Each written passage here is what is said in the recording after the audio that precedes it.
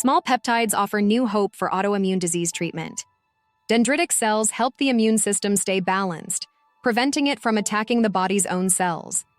When this balance is lost, autoimmune diseases can develop. Restoring this balance is key to preventing these diseases.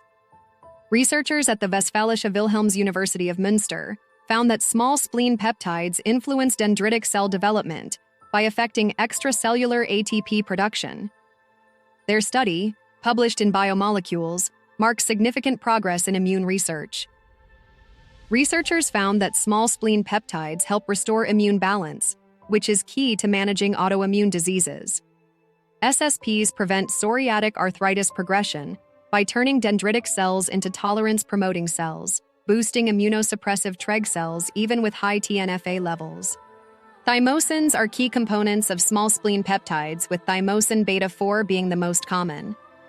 The natural SSP mix was more effective against arthritis than synthetic thymosin.